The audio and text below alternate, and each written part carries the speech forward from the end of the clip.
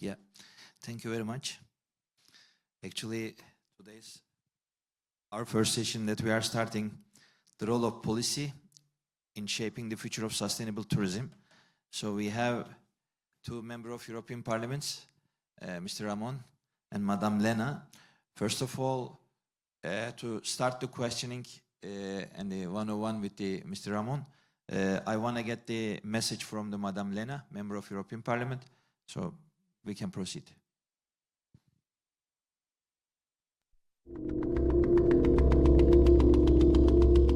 Dear ladies and gentlemen, first of all, I would like to thank you very much for the invitation to speak here today about the role of policy in shaping the future of sustainable tourism. My name is Lena SCHILLING. I'm a climate activist and the youngest member of the European Parliament.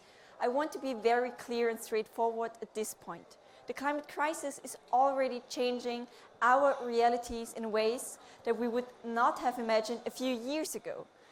This means we can now choose between the change by design or change by disaster. I'm hopeful and I want to fight for our well-being. So I want us to work on the best designs, the best policies and the best cooperations. This new reality influences your daily work. It changes all sectors. Tourism plays a significant role in society. It enhances the cultural understanding, promotes global and European citizenship, and generates economic benefits. The European Union mentions tourism already back in 1992 in its treaties. What makes it very relevant on the EU level is that tourism is influenced by and related to so many other areas, such as competitiveness, transport, agriculture, culture, and regional development. Because in these areas the EU has exclusive competence or shares powers with member states. I believe therefore that the EU has the possibility but also the responsibility to contribute its utmost to tackle over-tourism through effective policies and shift towards sustainable tourism. On the European level, we need much better cooperation and best practice sharing of different sectors. The tourism sector is very special because its environmental, social, economic impacts are massive and very closely related. A new sustainable framework is essential to balance tourism's positive impacts with the well-being of local communities and ecosystems. We must find win-win solutions for different tourism realities, local and regional development, and the life of the people who live in a place and those who visit it. This encompasses many areas such as mobility, employment, or culture, but also the environment. Since my background is in climate activism, I would like to emphasize the environmental aspects and how we can work in this field together. Like so many other sectors, tourism is influencing and is being influenced by the climate and the nature crisis. I'm sure you have talked about it already a lot, but over-tourism poses significant challenges to ecosystems such as water scarcity, pollution, destruction, degradation of ecosystems, overconsumption of resources, and excessive waste production. And on the other hand, climate change impacts such as extreme weather events with floodings as experienced in Valencia or Emilia-Romagna cost billions. And the number of extreme weather will increase in the future. We need to work together on ambitious climate targets and climate mitigation and adaptation policies and investments because climate change affects us all. I count on your support when the time comes in this mandate to push for ambitious targets and laws to make sure that we do not exceed the planetary boundaries. The value of tourism for regions, for jobs, for exchange between countries cannot be underestimated. Tourism is the third largest socio-economic sector in the EU and one of the main income generators in many countries around the world. While tourism generates significant revenue, the distribution of profits is often unequal. Large hotel chains and international tour operators capture most of the profits, while local businesses and workers do not always see improvements in their economic well-being. This means concretely, employers have a huge direct impact on working conditions and well-being of many peoples and on fair payments. However, the tourism sector is very known for its precarious working conditions, an issue that needs to be tackled at EU level and be addressed. In addition, there are still significant gender disparities, with women facing higher transport costs, underrepresentation in decision-making and a concentration in low-paid jobs. Even though the Parliament passed the Pay Transparency Directive in the last term, it was only the first step, and we still need more ambitious laws that tackle gender segregation, improve women's participation and representation in employment conditions. Another point that I want to mention are the impacts of popular tourism destinations on exploding housing prices of residents. This is a most urgent issue because it affects the quality of life on the local residents. My colleague, Kim van Sparentag, was rapporteur of regulation on short-term rental services in the last term. Especially cities experience a boom of tourism. It is crucial that local authorities enforce strong rules for vacation rentals so housing remains accessible for residents. Short-term rentals are at the moment about 1/4 of total tourism accommodation in the EU and are strongly driven by the expansion of online platforms. The Green Group wants to work on appropriate rules to better counter the rise of housing prices that forces residents to the outskirts of their cities, over-tourism or unfair competition. Also, here I count on you, on your help to make this possible. Finally, as a member of Trans Committee, transport, infrastructure and mobility, including comprehensive passenger rights, is something that I will be working on in the next 5 years. And as you can imagine, I will especially work towards the decarbonization of the transport sector and extension of rail sector, something that is crucial for the tourism sector. Currently, we are discussing the passenger mobility package in the European Parliament. We need a modal shift from private cars and planes to rail and shared mobility to mitigate the climate crisis. To make this happen, we need massive investments in infrastructure and the right policies, especially in the areas of passenger rights. This is not something that climate activists advocate for because they want to harm tourism, believe me. It is simple a scientific fact that emissions from the transport sector have to decrease drastically. Through the single digital booking and ticketing regulation, I hope we will ensure easier cross-border train travel for millions of Europeans, with the purchasing of one single ticketing on one single platform. In the maritime sector, we need to tackle the impact of cruise ships because they have devastating effects and create a lot of imbalance, such as tourism for some hours, heavy focus on some kind of sectors, and total neglect of others and high seasonality. In addition to that, we need to support the deployment of clean fuels in the sector because cruises and ships in general have a huge environmental impact on the maritime environment. We need to think of the social dimension of transport as well.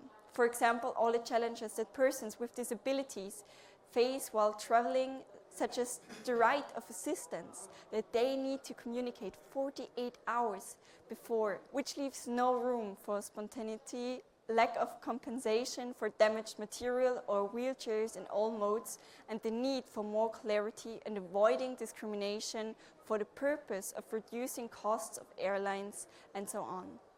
We want citizens to enjoy holidays in a more sustainable manner, minimizing environmental impacts and protecting local communities and cultural heritage. Over the next 5 years, the EU Parliament will play a pivotal role in shaping EU tourism and transport policies to benefit people across Europe. Gentrification, labor precariousness, and environmental degradation are clear consequences of a tourism model that fails to balance economic interests with the well-being of local residents. To mitigate these effects, it is essential that tourism policies shift toward a more sustainable, inclusive and responsible model. We need to make sustainability central to travel and tourism, and you can count me and my political group, Greens EFA, as a reliable partner in the efforts to pave the way towards sustainable tourism that takes all the above-mentioned factors and much more into account. Thank you very much for the possibility of this intervention, and I wish you a good forum and fruitful exchange.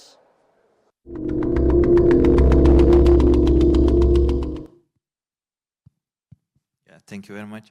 Actually, Lena. So my friend Ramón, you served more than 4 years as a member of European Parliament, and before that, you were president of the destination.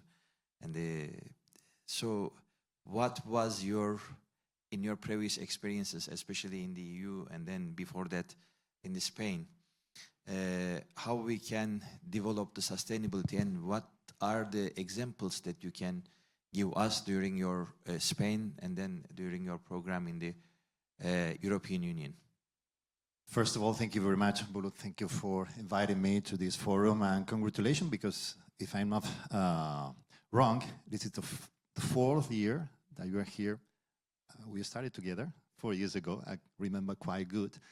And thank you very much for your invitation. And let me just say something very briefly about the previous MEP, that I'm afraid tourism is guilty of everything. After hearing that, it's clear that we are at the other side of the political vision of that. And regarding your question, as a former president of the Balearic Islands, yes, thinking about the sustainability, thinking about the whole, we have to work together, the public and the private sector, because it's absolutely important. You cannot bring investment if you don't have legal certainty. Who will invest just €1 if you don't know what will happen to your investment? If you don't know, if you think that someone thinks that the tourism sector is guilty about everything, so it's quite difficult to bring even €1 to the table. Who will be that? No one, just the public sector. And if we care about the public sector, we need to give as much stability, as much possibilities, as much options to improve the both sectors, the private and the public one. When I was a president of the Balearic Islands, we developed one of the most, humbly, I must say, one of the best, the most important laws related to tourism. It was the specific touristic law that made possible. We were in crisis time. It was during 2011, 2012, and that time. So we motivate the investment of all the tourism sector, the industry, without putting €1 from the public sector. And in that case, hundreds, thousands of €1 were invested by the private sector, because we promote stability, we promote the way that they thought how to manage it. Because we, from the public, we are not professionals. We need to go hand by hand, define a common, a global strategy, and after that, do it together. Preserving who will be the next government with the different parties, with different political options, but giving certainty that any time that government changes, they can do their job. And their job is providing stability, providing economic investment, provide a stability for the employment, and all these bring up our economy. But related to my last 5 years at the European Parliament, I have the honor to be the coordinator for the Liberal Group, and as well the chair of the Tourism Task Force at the European Parliament. We did a lot thinking about the sustainability. I have had the honor as well to be the rapporteur of the EU aviation, what is related to the sustainable aviation field, the SAF, that it will be mandatory from the 1st January of 2025, yes, in 20 days, yes, in front of us. What did we do then? We defined the scope of how should be done the investment and the decarbonization sector. Why? Because let's think about the average of CO2 emission, Bulut. Only 2% of CO2 emissions is linked to the aviation sector. Only 2%. Not European level, at the global level, only 2%. So aviation is not guilty about CO2 emissions in the world. We are guilty about 2%. Guilty. If you want to to think that aviation is guilty. But what will be tourism without aviation? Nothing. Who will bring people to any destination, to Uzbekistan? Who will bring people to any country in the world, to any region without aviation? At the moment, we cannot fly. We don't know what will happen, the future with the AI and that. But at the moment, we cannot fly. So we need the aviation sector. And we need the tourism sector as well to provide stability and certainty that the airplanes, the carriers for different air companies have to come. So we need around 4.5 years to pass the refuel EU aviation, very well known as SAF. And as we were so involved in SAF, somebody tell the name of the SAF, it was Bauzá, because of that. So we need these SAF rules in order to decrease, hand by hand with the sector, with the air companies, with the airports, with the providers, the companies from the fuel, and as well with the tourism sector. And we did it. It takes a lot, 4 years around, but it was the Green Group was involved, they were agreed, and we did this. So tourism is not guilty. We can improve, of course. We need to improve. We have opportunities where we have been talking about Uzbekistan as one of your sponsors. You have the opportunity. I'm looking at the representative of Uzbekistan. This is one of the destinations that can do a lot of things, learning from that one that we are, for example, from Spain and from Mallorca. We are one of the most knowledge countries and regions. We have a lot of international brands. We know how to do that. We have done successful things. On the other hand, maybe we have not been as successful as we have to do, but destinations, new brand and big destinations as Uzbekistan had the opportunity. So let's think that we can improve, of course, but tourism and aviation sector is not guilty of everything. That is something I'm hearing around the world. I used to fly around the world, and every single moment I started to hear fake things about tourism, and I want to just to put things on the table and the right things. We need to improve, but we have done a lot. I see the commission, I see some former ministers, good friends, that they know as well what I'm talking about. But this forum is a good opportunity, Bulut, to talk about that. Thank you very much. Actually, it's a insightful ideas, but on my perspective, sustainability means, of course, preserving the nature, but also the sustainability means sustainable development on the nations.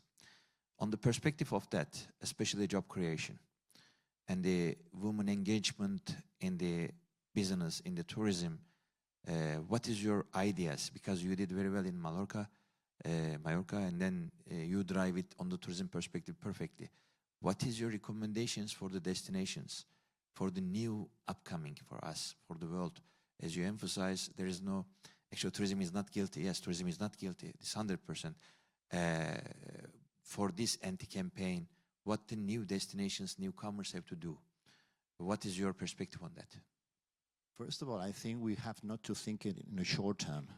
It is absolutely need that it has to be created a very defined, specific strategy for each destination. It's not the same Mallorca than Switzerland, that Fergana or Uzbekistan or Bali. Each country, each destination has its own rules and its own differences.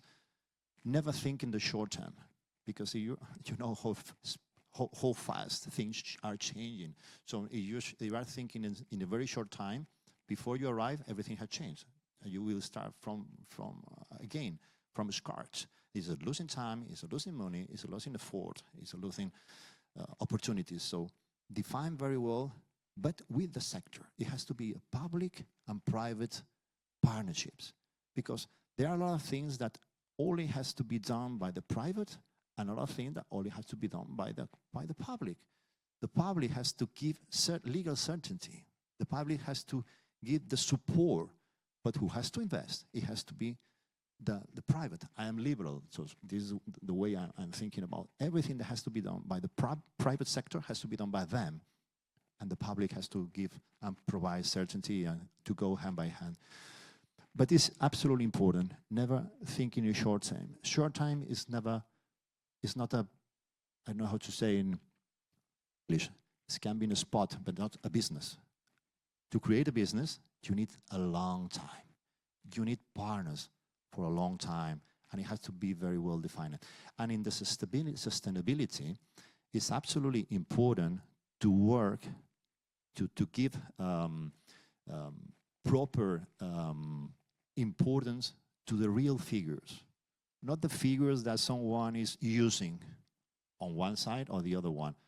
We need to work with facts, nor with things, because things, it depends on how any of us think about something. You can go on the right, in the middle, on the left. So always with facts. And I'm pharmacist, so I used to think about realistic things and scientific evidence. You need to analyze, you need to diagnose, you need a good diagnostic and a good treatment. If some of this point is not good, is fake, the final, the health of the patient, we cannot treat that. So diagnosis, previous analyst, treatment, and it will be a good. Maybe it will take much or less time, but it will be at the final a good result. Thank you. Actually, on my perspective, I have one question. So as we discuss always, not what we have to do, what the destinations to do. On your experience or on your colleagues' experience, what is not to do also? If a destination or if a company to implementation of sustainability, what is not to do? What we shouldn't do. Yeah, we shouldn't do, yeah. Just to hear only one side. We need as much people, as much organizations, as much cooperation as we can have. Is much better, because 4 eyes looks better than 2. 6 much better than 4. All of us will be, if something happened in this salon, in this room, and we need to find a door, if we are only looking at that side and the door is there, I would say, there is no door. But you are in front of mine, and you will help me, because you can tell me, José Ramón, there is a door on your back. Oh, thank you. So we need as much people, as much partnerships, doing our job together. It's easier, faster, and it will be successful. So we need good partnerships. What do I mean good partnerships? People who want to be involved in the same issue, who have the same perspectives and the same goals. People, collectives, that we think in the same issue, and always provided good benefits for the whole. Tourism is so important because it provides economy, it provides employment, it creates a good perspective, it helps a lot. So all of us has to be involved in the positive things. As much positive you think, much positive things will bring to you. So this is the main important thing. Do it together. What we cannot do is just to think, I'm the one who knows everything. Bulut, grand decision, you know. You cannot go alone anywhere. So do it together with the right people. You can obviously make mistakes. You only make mistakes when you take decisions. You don't take any decision, don't worry. You will never make a mistake. But I think we don't need that kind of people. We need people who want to go forward, to take decision. I don't know if I like, but all my political career have been taking difficult decisions. So I finally like to do that. But not to be alone, not to think that you are just the only one who think about that. And finally, things are changing a lot. You need to be very flexible. You need to change immediately. It is something that is not correct, or you are seeing that is not on the right direction. You need to be flexible. Sometimes when you have a partner that is so heavy, so not flexible, it's quite difficult. So flexible people, positive people, people who is involved in the same issue, in the same sector, and as I told you before, never in short time, always in the medium large time. Thank you. And also on the perspective of the future, what is your observation in the tourism, especially on the Mediterranean? How you see the future of tourism in Mediterranean, not only specifically Spain, on the all the region, because Mediterranean is one of the biggest tourism hub. It takes a lot of tourists from the Europe, a lot of tourists from the Central Asia, and then the Middle East. So, what is your idea on that? This is a very good question, because people from the Mediterranean, I think we should think about the Mediterranean. There are a lot of destinations, regional destinations. We have not to think at the European level, as a chair of the Tourism Task Force, I always said, we have not to think about Spain, France, Greece, Italy. No, this is very small. We need to think about Europe. Compared to United States, no one think about one state. They think about global. They think about United States. Bigger than Europe, if you think about that. People think about different destinations, Asia. But when you try to bring people from other regions to Europe, you don't say, come to London, come to Paris, come to Rome, come to Athens, come to Madrid. No. You have to say, come to Athens, fly to Rome, fly to Paris, then to London, and finally your destiny in Mallorca. You can do everything. So I think it's interesting to think about the Mediterranean destination. Has been said before by the Commissioner, thinking about the tourism diplomacy. I fully agree. I have all my years and years, decades thinking and saying about this, tourism diplomacy, because it brings you stability. Sometimes different governments, they are not in the same mood. In fact, they are absolutely against in the political way of thinking. But tourism brings then the possibility to do things together. Because the economy of their countries depend on tourism. For example, in Spain, 15% of the GDP is related to tourism, directly. And directly, 35, 40%. The Balearic Islands, around 90%.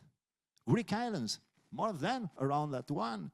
For example, in Italy or France, we should think about the whole Mediterranean and think that we have seen during years different instability because of wars, because of political things. And some destinations say, oh, that's good for me because is that going bad for them? It would be good for me.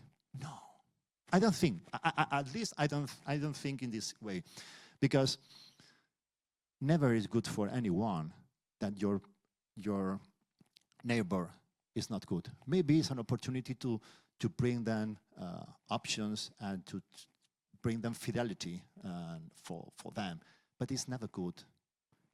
Always, if something is wrong in some of your neighbors, in a short or later, sooner or later, it will not be good for you. So it is better to all work together, because it's as well, it's a competence.